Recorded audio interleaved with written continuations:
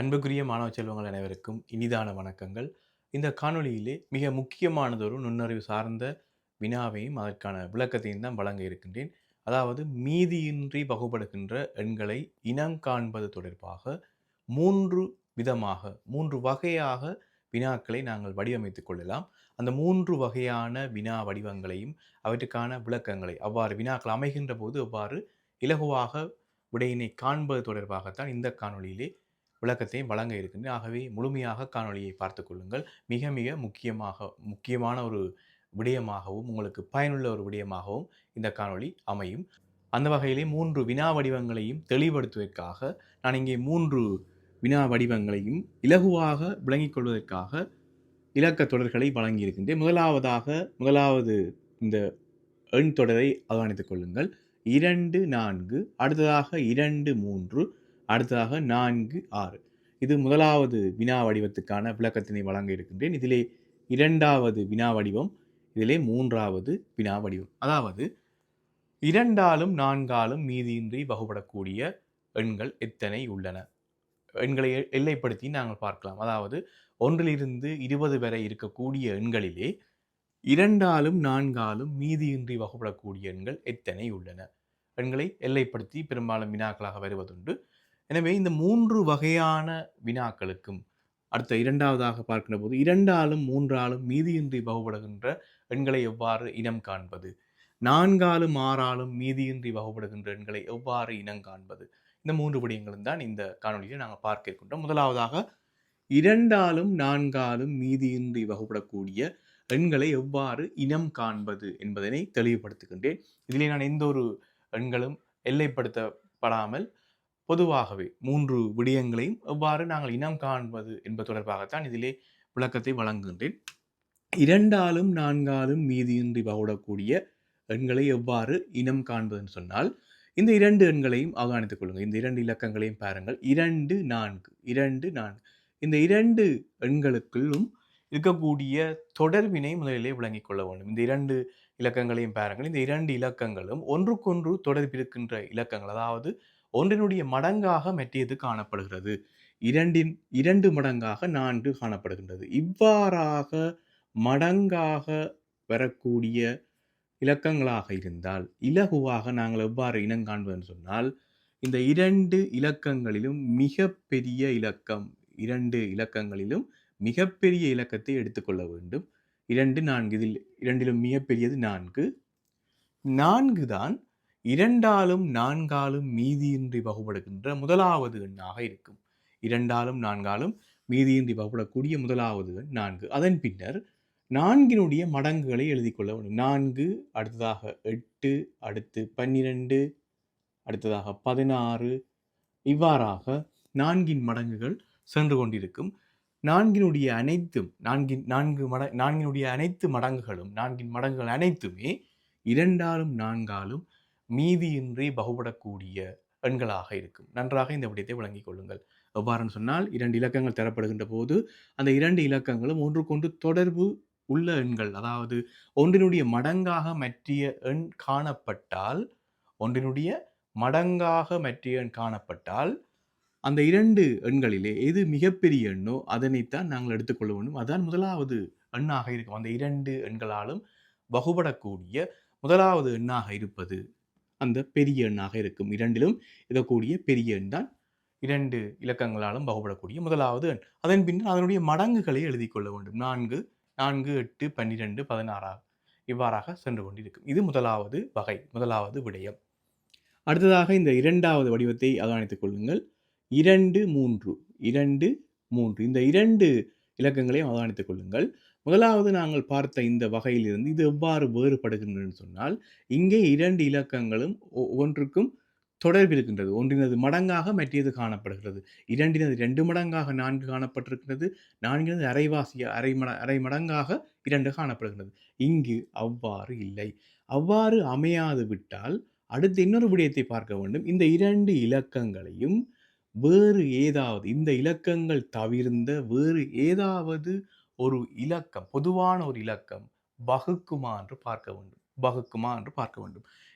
இங்கே நாங்கள் பார்த்தோமாக இருந்தால் 2னையும் 3னையும் 1 என்கின்ற இலக்கம் தவிர்ந்த வேறு எந்த ஒரு இலக்கமுமே வகுத்துக் கொள்ளாது. ஆகவே இந்த 2 இலக்கங்களையும் பெருக்கிக் கொள்ள வேண்டும். 2னையும் 3னையும் பெருக்குகின்ற போது 2ஆலும் 3ஆலும் வகுபடக்கூடிய முதலாவது எண் எங்களுக்கு கிடைக்கும். 2ஆலும் 3ஆலும் வகுபடக்கூடிய முதலாவது எண் 6.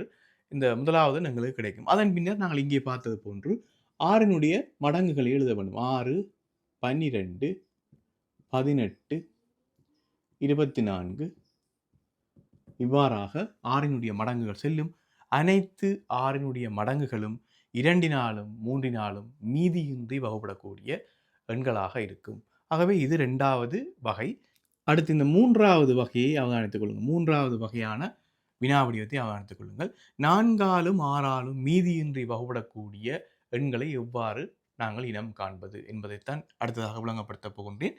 முதலாவது வகை, 2வது வகை, இந்த இரண்டிலும் இருந்து வேறுபட்டதாக இந்த 3வது வடிவம் காணப்படும். எவ்வாறு நாங்கள் செய்யலாம்னு சொன்னால், இந்த 2 இலக்கங்களையும் பாருங்கள். 4, 6, 4, 6 இந்த 2 இலக்கங்களும் மடங்குகளாக இல்லை. முதலாவது விடயம் மடங்குகளாக இல்லை. நாங்கள் இங்கே பார்த்தது போன்று இங்கே மடங்குகளாக இருந்தது, ஆனால் இங்கே மடங்குகளாக இல்லை.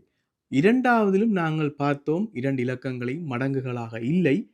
பொதுவான ஒரு இலக்கம் வகுக்குமா என்றும் பார்த்திருந்தோம். அவ்வாறும் இல்லை. ஒன்றினை நாங்கள் அதை எடுத்துக்கொள்ளக்கூடாது, ஒன்றை எடுத்துக்கொள்ளக்கூடாது. ஒன்று தவிர்ந்த ஏதாவது ஒரு பொதுவான இலக்கம் வகுக்குமா என்று பார்க்க வேண்டும்.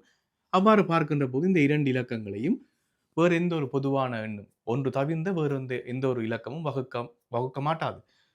ஆகவேதான் இங்கே பெருக்கி இருந்தோம். இங்கே 3வது வடிவத்தின் நன்றாக நீங்கள் இங்கே 4, 6 இந்த இரண்டும் ஒன்றுக்கொன்று மடங்கு இல்லை. ஆனால் 4னையும் 6னையும் ஒன்று தவிர்ந்த ஒரு இலக்கம் வகுக்கும் எது என்று சொன்னால் 2. 4னையும் 6னையும் ஒன்று தவிர்ந்த ஒரு இலக்கம் வகுத்து கொள்ளும் பொதுவான ஒரு இலக்கம் இருக்கின்றது. வகுத்து கொள்ளுகின்ற இலக்கம் 2. 2னால் 4ஐ வகுத்து கொள்ளலாம், 2னால் 6ஐயும் வகுத்து கொள்ளலாம். இவ்வாறு அமைகின்றது தான் இந்த 3வது வகையான இந்த மீதியின்றி வகுபடும் எண்களை பார்க்கின்ற இந்த 3வது வகையான வினா வடிவம். இவ்வாறு அமைந்தால் என்ன செய்ய வேண்டும் என்று சொன்னால், முதலாவதாக இந்த 2 இலக்கங்களையும் பெருக்கிக் கொள்ள வேண்டும். நன்றாக கவனித்துக் கொள்ளுங்கள். 2னையும் நான் பெருக்கிக் கொள்கின்றேன். 2னையும் பெருக்கி எந்த இலக்கம் வகுக்கின்றதோ அதை கொண்டு அதனை பிரிக்க வேண்டும். 4ஐயும் 6ஐயும் ஒன்று தவிர்ந்த 2 என்கின்ற இலக்கம் வகுக்கும். ஆகவே இந்த 2னையும் பெருக்கி இந்த இலக்கத்தாலே வகுத்து கொள்ள வேண்டும். 4னையும் 6னையும் பெருக்கின்ற போது 24. 24னை 2ஆல் வகுத்து கொன்றால் 12. 24னை 2ஆல் வகுக்கின்ற போது 12 என கிடைக்கும். எனவே 4ஆலும் 6ஆலும் மீதியின்றி வகுபடக்கூடிய முதலாவது எண் 12. நன்றாக நினைவில் வைத்துக் கொள்ளுங்கள். 4ஆலும் 6ஆலும் மீதியின்றி வகுபடக்கூடிய முதலாவது எண் 12. அதன் பின்னர் நாங்கள் ஏற்கனவே பார்த்தது போல 12னுடைய மடங்கினை பார்க்க வேண்டும். 12, 24, 36, 48 இவ்வாறாக 12னுடைய மடங்குகள் சென்று கொண்டிருக்கும். அனைத்து 12னுடைய மடங்குகளுமே எல்லா 12னுடைய மடங்குகளையும் 4, 6 இந்த 2 இலக்கங்களுமே மீதியின்றி வகுத்துக் கொள்ளும். ஆகவே இந்த 3 விடயங்களையும் தற்போது தொடர்படுத்தி பாருங்கள், ஒன்றோடு ஒன்று ஒப்பிட்டு பாருங்கள். முதலாவது நாங்கள் 2 மடங்குகளாக இருக்கின்றன, 2ஆலும் 4ஆலும் மீதியின்றி வகுபடக்கூடிய எண்களை எவ்வாறு பார்த்தோம். 2ம் 4ம் ஒன்றுக்கொன்று தொடர்புள்ள எண்கள், அதாவது ஒன்றினடு மடங்காக மற்றியது காணப்படுகின்றது. அவ்வாறு அமைந்தால் அதில் இருக்கக்கூடிய மிகப்பெரிய எண் தான் முதலாவது எண்ணாக இருக்கும். 2 இலக்கங்களாலும் வகுபடக்கூடிய முதலாவது எண்ணாக அங்கே இருக்கக்கூடிய மிகப்பெரிய எண் தான் அமையும். அதன் பின்னர் அதனுடைய மடங்களை பார்க்க வேண்டும். அடுத்ததாக நாங்கள் பார்க்கின்ற போது 2 இலக்கங்களுக்குள்ளும் தொடர்புகளும் இல்லை. அதே நேரம் 2 இலக்கங்களையும் ஒன்று தவிர்ந்த வேறு எந்த ஒரு இலக்கமும் வகுக்காது. ஆகவே இவ்வாறு அமைந்தால் பெருக்கிக் கொள்ள வேண்டும். 3வது 4, 6 இவ்வாறு அமைகின்ற போது ஒன்றுக்கொன்று மடங்குகளாகவும் இல்லை.